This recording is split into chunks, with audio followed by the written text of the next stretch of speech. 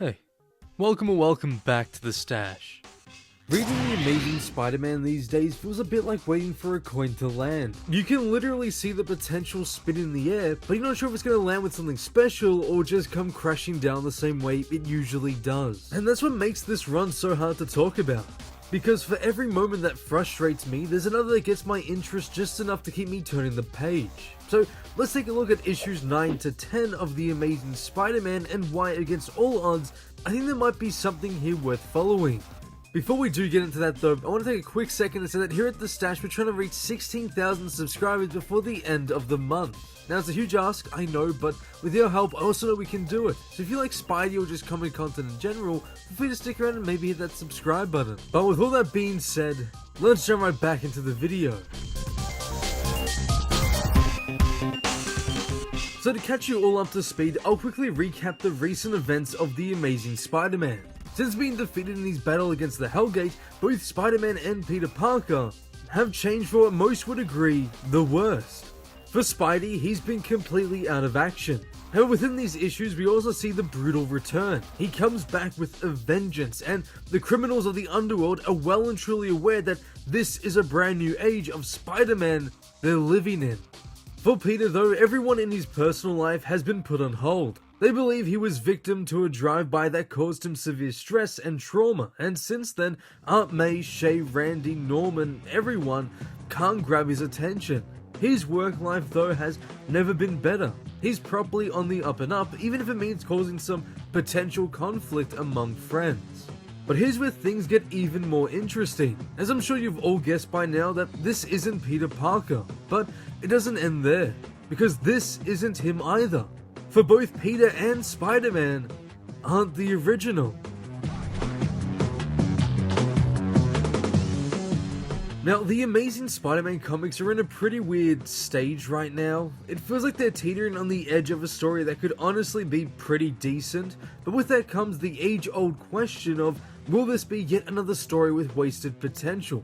Because in my opinion, I do believe there's something here that can honestly be pretty enjoyable to read. It wasn't so much in issue 9 as I found issue 10 to be way better in terms of execution, but I think it comes down to a number of things. The biggest issue being for me how jarring the jump was between issues 8 and 9.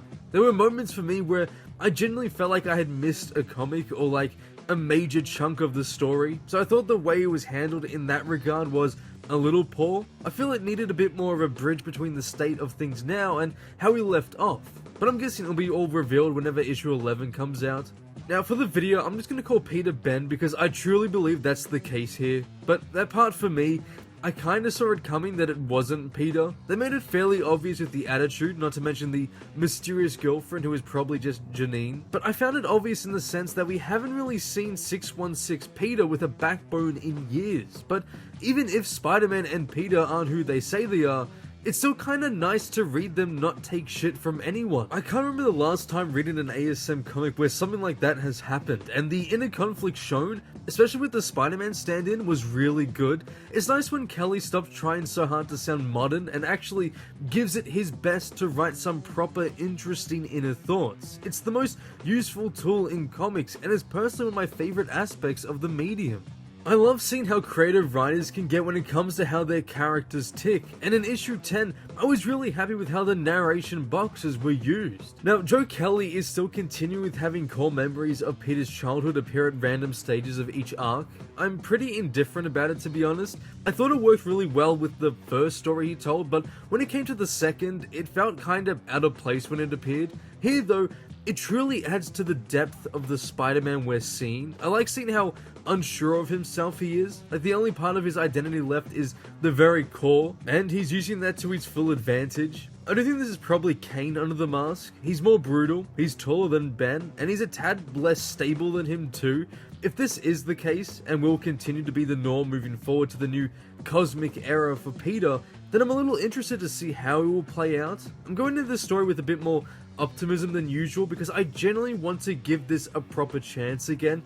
A space break could do Peter a whole lot of good considering his life for the past few years has just completely sucked. Sometimes you just need to get away from everything, and I hope this allows for a return that will give him the stories he truly deserves an ASM. I think it's great that Kelly is properly utilizing his new creations finally. Before it just felt like a convenient plot point, but now I find the conflict that's starting to brew pretty interesting. I like seeing how Ben, being more hungry within the work, is able to quickly fly up the ranks and cause some sort of tension between him and Brian. I will say though, there's definitely elements here within this story that once again, just like the rest of Kelly's run, rip things off from previous stories. It's not as bad here. In fact, I'm actually enjoying this story quite a bit, but it's still pretty easy to notice. This entire run has kind of felt like remixes of previous entries for The Amazing Spider-Man, and while that's not necessarily a bad thing if your take is unique enough with some interesting writing, if the story ends up falling flat, then it really damages the overall experience.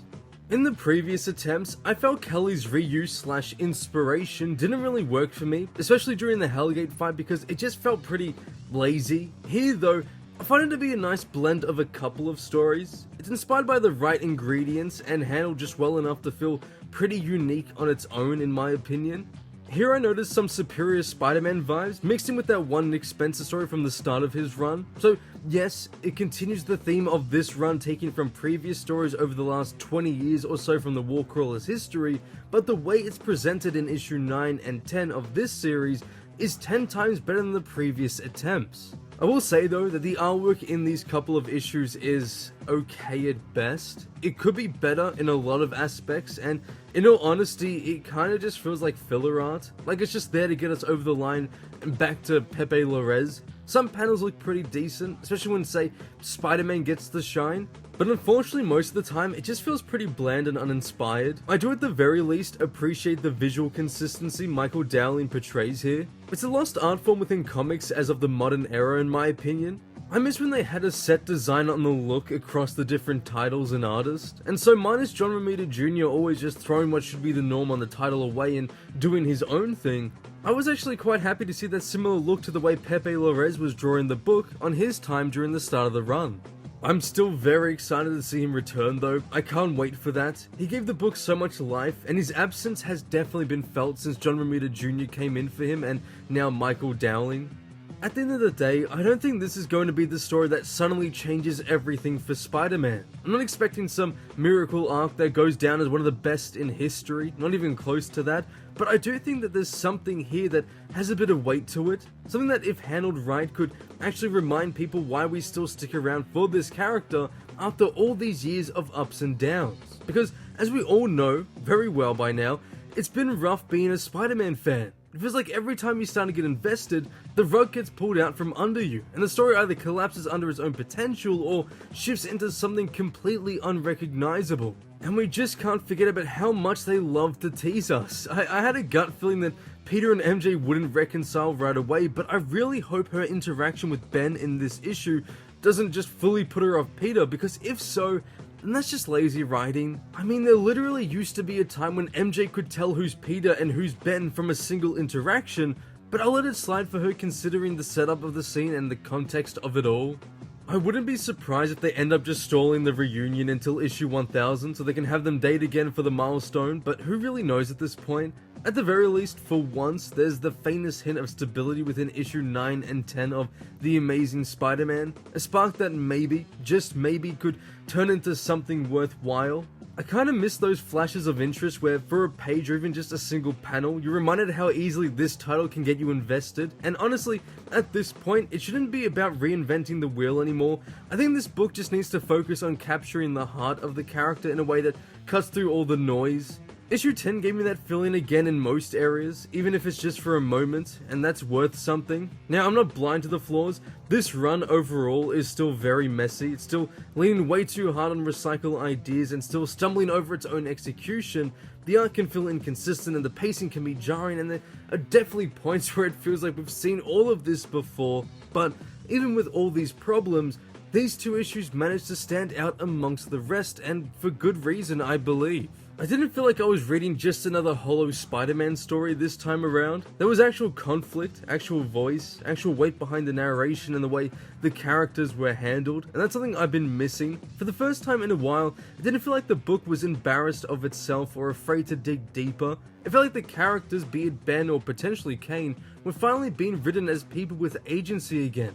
as well as people wrestling with who they are and what's left of them, instead of just being shoved along through half-baked story plots. So yeah, I'm looking forward to the next installment, not because I think it's flawless, but because I think it's finally showing signs of being more than just another filler arc. I want to see where this goes, and I want to give it another chance to prove me wrong, to prove that it's more than just another remix of old stories, and more than another what could have been run. Because if this creative team actually commits, if they stop second guessing themselves and lean into a story that they're clearly trying to build, then maybe this could grow into something that's actually a pretty decent read. And honestly, after years of disappointment, I'll take even the smallest reason to believe in Spider-Man again. Because if there's one thing that this character has always represented, it's that even when things look their bleakest, there's still always a reason to keep going.